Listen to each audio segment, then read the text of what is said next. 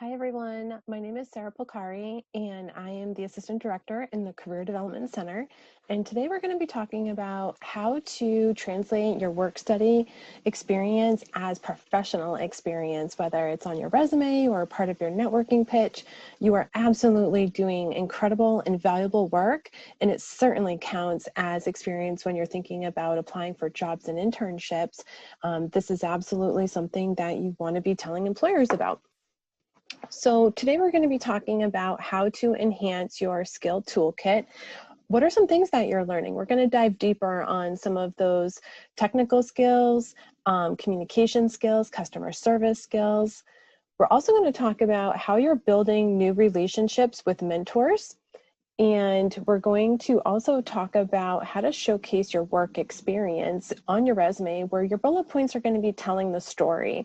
What have you done? What are you proud of? What are some of the contributions that you've made on campus?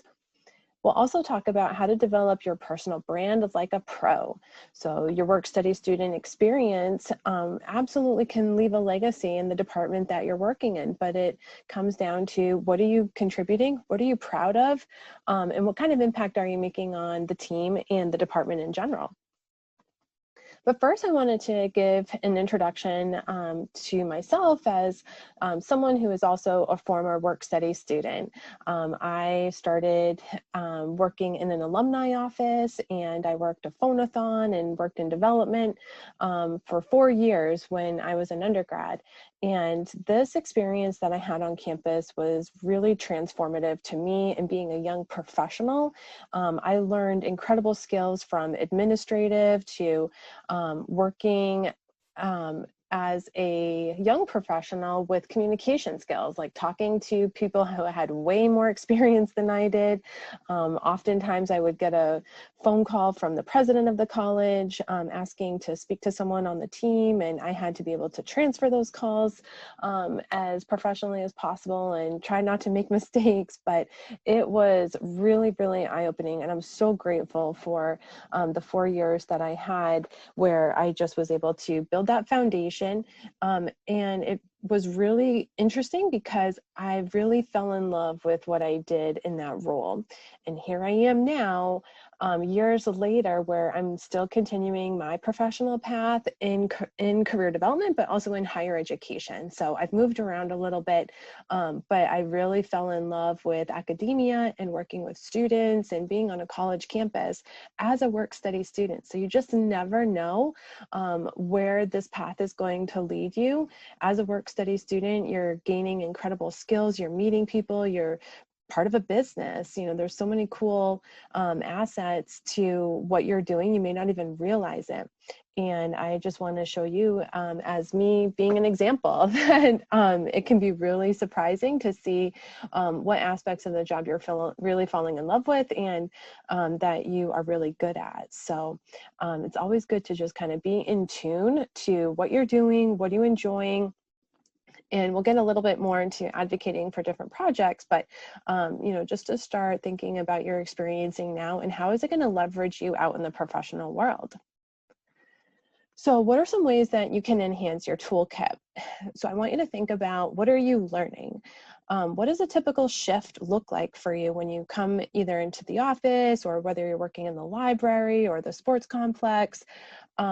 Think about the day-to-day. What is the team counting on you for? What are you doing well? What are some of the tech skills that you might be involved with? Are you entering data or maintaining information in Banner, Excel, Access, or Office 365 and SharePoint? Using these skills in the workplace, in your work study position, is absolutely invaluable. You're already applying these databases and using attention to detail and your tech skills more than your peers might be. So you're already doing it in a work environment, and that is certainly something that you want to highlight on your resume. These programs have different purposes, and the fact that you're able to maybe do some of the more advanced features in Excel, or you're using all the different apps and features in Office 365, how many other people can really say that at your age and being able to work on campus at this point and already having, that professional work environment experience, that's pretty awesome. So don't let that, undersell you at all. Really play that up. That's a big deal. Did you have to quickly learn a new system for the job? Being adaptable, learning new skills, acquiring technology, those are really great qualities to have on a resume. And definitely give yourself some credit for jumping right into using a new system like Access. Not a lot of people have that opportunity to do that. But the fact that you're able to use it on a professional level for entering student record information or working on an alumni database, entering, professional staff information, that's confidential. So these are all really great qualities that you are already obtaining. Do you deal with faculty, students, parents, or the public? So right there, you're talking about customer service. Are you communicating regularly with high-level administrators? Going back to my example about how I was answering phone calls of the president, I wasn't answering the phone, hey, what's up? Or, kind of throwing in some slang in there. I had to be as polished as possible. And that was definitely intimidating. But the fact that I had the courage to speak eloquently and answer questions that were coming through, I really built up my confidence because of my work study experience. I was able to thrive as a young professional because of that. So also, take time to think about who you're interacting with on a regular basis. Are you polished and poised? What is your demeanor like? Those are qualities that you really want to be in tune to.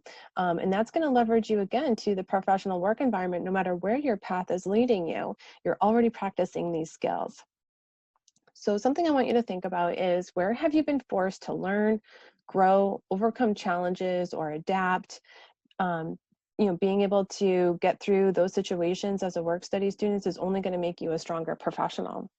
So overall, all of these qualities that we talked about are enabling you to enhance your skill toolkit. These are qualities that you'll want to mention on your LinkedIn profile and in your resume and cover letters. You'll certainly bring them up as examples in interviews as well.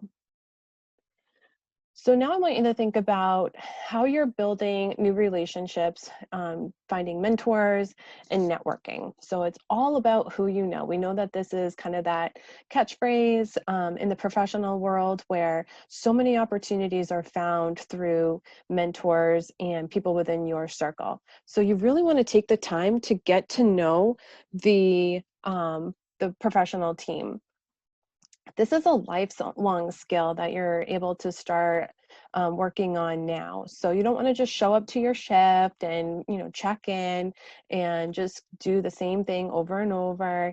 You want to take the time to get to know the people that you're working with. We spend more time with our coworkers and peers in the office and on the job, sometimes more than with our own families. So it's important for you to maybe step outside of your comfort zone and, maybe sit with your supervisor just for a fun, friendly chat, whether it's on a virtual call, or if they have drop-in hours or office hours, or, they have a break at some point during the day. You might want to pop in or shoot them a message, get to know them a little bit more. Tell them about how things are going with you, your classes, what are you enjoying about your work study position. It's really a great idea to start connecting with someone. You want to have that person that you trust in the office, but someone who can really get to know you, your strengths, your qualities.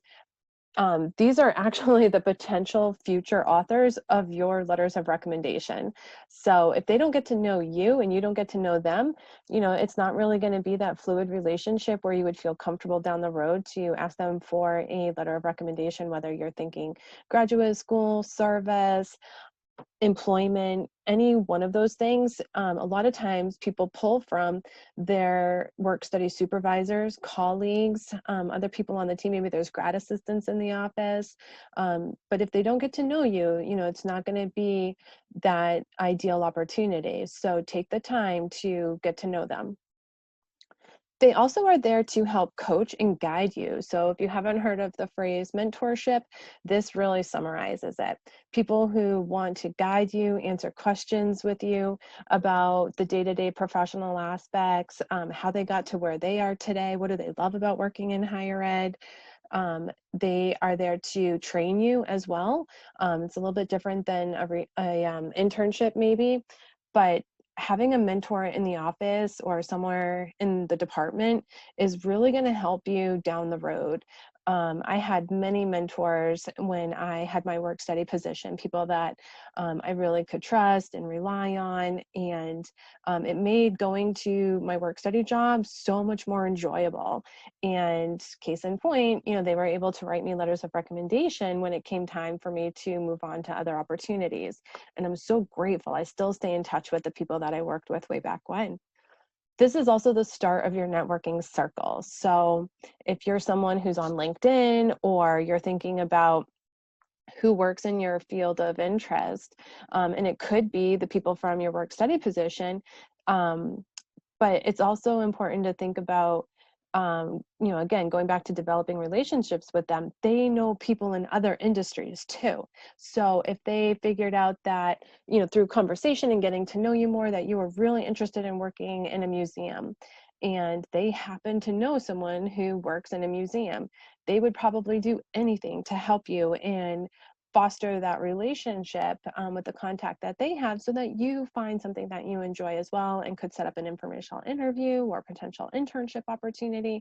But the fact is, you put yourself out there, they got to know you, and now you have this amazing circle of contacts that you can really stay in touch with. And when you're looking for new opportunities or to expand into a different industry or something, you can come back to them. And it's so great to have these contacts. So start thinking about how you can form stronger bonds through others that you encounter on the job, within that department, even the peers, maybe other work study students. They are also part of your networking circle. So, be sure to foster those relationships with the other students on the team. So how can you showcase your work experience on your resume? This is the good part. So you want to start getting into the details, talk about the outcomes and initiatives that you've been involved with, and accomplishments.